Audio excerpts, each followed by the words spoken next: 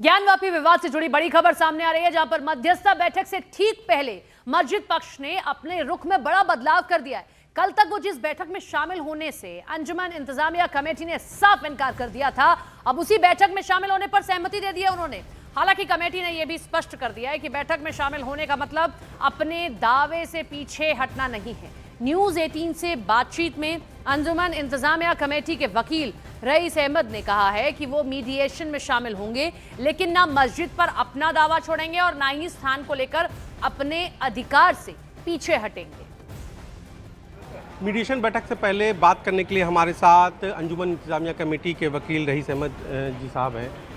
तो रईस जी, ये बताइए कि बैठक में आप लोग शामिल होने जा रहे हैं? जी हाँ, बैठक में हम शामिल होने जा रहे हैं। जी जी। आपकी ओर से कोई बैठक के लिए कोई एजेंडा, कोई प्रस्ताव जो आप बातचीत की टेबल पर रख सकते हैं?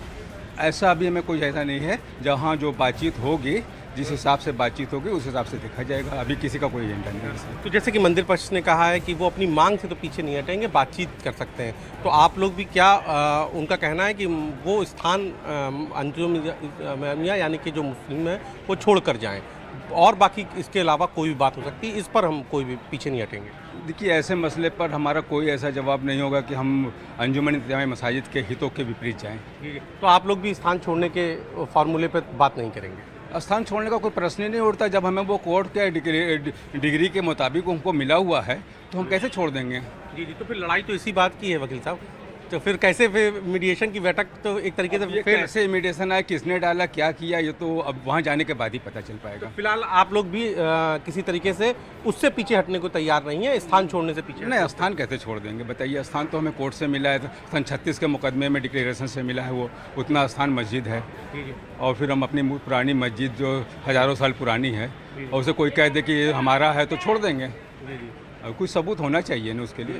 तो फिर सुलह किस बात पर हो सकती है? वो तो वहाँ जाने के बाद समझ में आएगा कि वो क्या चाहते हैं, कैसे सुलह चाहते हैं, क्यों उसने सुलह के लिए डाला। हमने तो कोई सुलह के लिए डाला नहीं है कुछ चीज़। लखनऊ से अमित सिंह हमारे साथ, हमारे सहयोगी जुड़ रहे हैं। अमित, ये अचानक से हृदय परिवर्तन हो गया? कल तक जिस बैठक में जाना नहीं चाहते थे, आज जा रहे हैं, लेकिन कह जरूर रहे हैं कि हमारा दावा जो था वही रहेगा। फिर मीडिएशन होगी कैसे? देखिए, दरअसल हम बीते कल भी बता रहे थे कि ये सुप्रीम कोर्ट का आदेश है और सुप्रीम कोर्ट के आदेश का पालन आपको करना होगा। आप मीडिएशन सेंटर में जाएंगे, मीडिएशन में आप यस या नो कर सकते हैं, आप रजामंदी अपना दिखा सकते हैं, नहीं दिखा सकते हैं और आप अपनी बातों पर अडिग रह सकते हैं। लेकिन जब सुप्रीम कोर्ट ने कहा है कि आज की तारीख मुकर्रर की गई है, निचली अदालत के मीडिएशन सेंटर में जाके मीडिएशन में जाना है और जब दोनों पार्टी आमने सामने बैठेंगी तो उसमें यस या नो हो सकता है, उसमें आप अपनी बातों को रख सकते हैं। हालांकि हिंदू पक्षकार हो या फिर मुस्लिम पक्षकार हो, अंजुमन इंतजामिया कमेटी ने साफ साफ कहा है कि हम अपनी जगह को नहीं छोड़ेंगे और हिंदू पक्षकार की तरफ से कहा जा रहा है कि अतिक्रमण करके वहां पर अंजुमन इंतजामिया कमेटी है। तो ये जो बातें हैं वो मीडिएशन सेंटर में, मीडिएशन में जाकर की जा सकती है। लेकिन पहले ही सिरे से एक पत्र जारी करके, एक बयान जारी करके कि हम नहीं जाएंगे, हम इसे नहीं मानते, ये कहीं ना कहीं ये सही नहीं था और उनको अपनी भूल